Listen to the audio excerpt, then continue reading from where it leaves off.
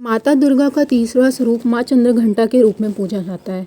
जब देवी पार्वती ने ब्रह्मचारिणी रूप में भगवान को पाने के लिए कठिन तपस्या की और उन्हें वरदान के रूप में विवाह करने का प्रस्ताव रखा, तो महादेव प्रसन्न होते हैं और बारात लेकर माता पार्वती के घर पहुँचते हैं। जब माता पार्वती के घर वो बारात लेकर जाते हैं, तो जो भगवान शिव होते हैं, उन्होंने अपने अंग पर भस्म का लेपन किया हुआ होता है और सर्पों की माला पहनी होती है। कानों में बिच्छू के कुंडल हैं और गले में व्याघ्र की छाल है और त्रिशूल लेके और नंदी बैल पे उल्टे पीछे की तरफ मुख करके वो बारात लेकर पहुंचते हैं। और साथ में उनके कौन है बाराती के रूप में? यक्ष हैं, गंधर्व हैं, भूत प्रेत पिशाच हैं, दानव राक्षस जीव जंतु सभी और देवता गण भी हैं।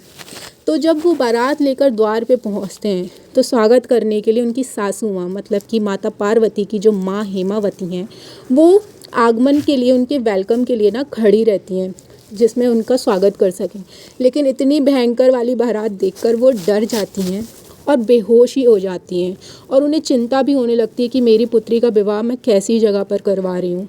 तो माता की ये चिंता देखकर देवी पार्वती बहुत ही ज़्यादा दुखी हो जाती हैं और चिंतित भी हो जाती हैं। देवी पार्वती चिंतित होकर महादेव से मिलने का निर्णय लेती हैं और चंद्रघंटा का रूप धारण करती हैं। माता की 10 भुजाएं जो कि अस्त्र शस्त्र कलश और माला से सुशोभित हैं। माता सिंह पे सवार होती हैं और अर्धचंद्र उनके शीश पर धारण किए हुए हैं।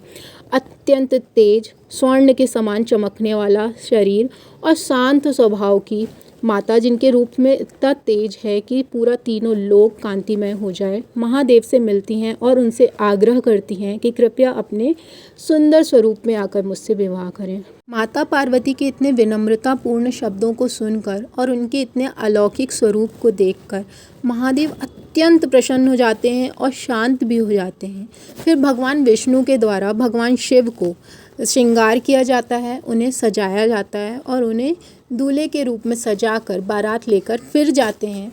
और जब भगवान इस बार द्वारचार पर जाते हैं, तो उनका स्वागत बहुत ही अच्छे से होता है, जो कि उनकी सासू माँ के द्वारा ही किया जाता है। फिर महादेव का पार्वती जी से विवाह होता है। जब महादेव ने पार्वती जी से विवाह किया था, तो माता ने चंद्रघंटा का रूप लिया था और भगवान शिव चंद्रशेखर के रूप में थे। इसलिए माता चंद्रघंटा का ये रूप और शिव के साथ मतलब चंद्रशेखर शिव के साथ भी पूजा जाता है। माता का ये रूप दुष्टों का संहार करता है। मतलब जब देवता और दानवों में युद्ध हुआ था, तो माता चंद्रघंटा ने दुष्टों का संहार किया था।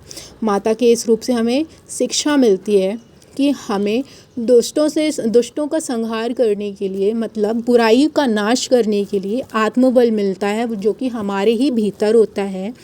हम अपने आत्मबल की शक्ति से किसी भी कठिन से कठिन परिस्थिति में अपनी सफलता प्राप्त कर सकते हैं और धीरता यानी धैर्यपूर्ण रूप से अपनी बात किसी के भी सामने रख सकते हैं, जिससे हमें सफलता प्राप्त होती है और जीवन में कोई भी कठिनाइयाँ नहीं आती हैं। और जो भी साधक माता चंद्रघंटा की साधना करता है, उस साधक को अलौकिक सुखों की अनुभूति भी होती है। इसलिए बोलिए जय चंद्रघंटा माँ, जय दुर्गा माँ।